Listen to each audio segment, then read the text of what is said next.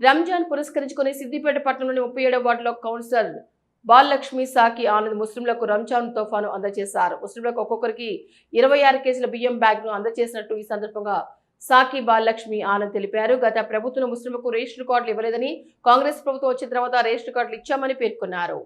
పవిత్ర రంజాన్ మాసంలో ఏదైతే కాంగ్రెస్ ప్రభుత్వం రేవంత్ రెడ్డి గారి సూచన మేరకు, అదేవిధంగా గౌరవ ఉమ్మడి మెదక్ జిల్లా ఇన్ఛార్జ్ వి వెంకటస్వామి గారికి, అదేవిధంగా మైనంపల్లి హనుమంతరావు గారికి, మరి జిల్లా మంత్రివర్యులు పొన్నం ప్రభాకర్ గారికి, మరి ఇక్కడ విచ్చేసినటువంటి మా మైనార్టీ సోదరిమణులకు, మరి అదేవిధంగా సోదరులకు, పవిత్ర మాసంగా భావించినటువంటి వాళ్ళు పవిత్రంగా ఒక్కపొద్దు ఉండి ఘనంగా రంజాన్ మాసంలో పండుగ జరుపుకుంటారు.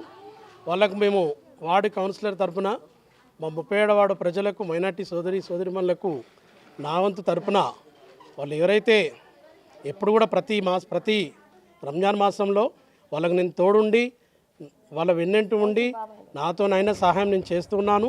అదేవిధంగా వాళ్ళు ఈరోజు కాంగ్రెస్ పార్టీ ఎన్నో సేవా కార్యక్రమాలు చేస్తూ మొన్ననే ఎప్పుడు చూడనటువంటి మైనార్టీ సోదరిమణులకు మంచి బట్టలు ఇవ్వడం జరిగింది.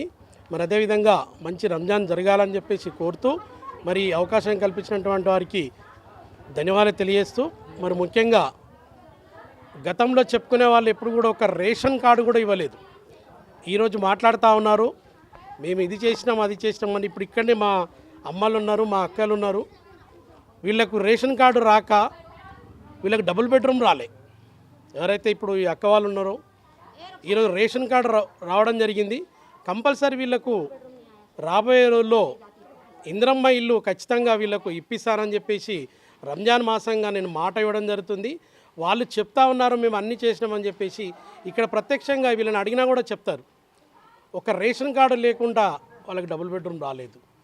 ఇలా యావత్ తెలంగాణలో ప్రతి ఒక్కరికి, మైనార్టీ సోదరులకు కావచ్చు, మైనార్టీ సోదరుమణులకు కావచ్చు, మరి ముఖ్యంగా బడుగు బలైనటువంటి ప్రజలకు ప్రతి ఒక్కరికి కూడా రేషన్ కార్డు రావడం జరిగింది. మరి అదేవిధంగా ఈరోజు సన్న బియ్యం కూడా బ్రహ్మాండంగా మా చెల్లెలకు, మా అమ్మలకు, మా అక్కలకు, మా పెద్దన్నలకు, మా తమ్ముళ్ళకు, మా నాన్నలకు అందరికీ కూడా బ్రహ్మాండమైనటువంటి ఎవరైతే పెద్దవాళ్ళు తింటారో వాళ్ళు సన్న బియ్యం కూడా ఇవ్వడం జరుగుతుంది. అదేవిధంగా ఇందిరమ్మ ఇల్లు రావడం జరిగింది. ఇకపోతే రాబోయే మహాలక్ష్మి ఈరోజే బడ్జెట్లో బ్రహ్మాండమైనటువంటి మహిళలకు ముఖ్యంగా 2500 రూపాయలు ఇలా రేవంత్ రెడ్డి గారు బిల్లు పెట్టడం జరుగుతుంది. అదేవిధంగా పెన్షన్ కూడా పెంచే ఆలోచన కాంగ్రెస్ ప్రభుత్వం పట్టం కట్టుకొని ఉన్నది. తప్పకుండా కూడా మాట ఏదైతే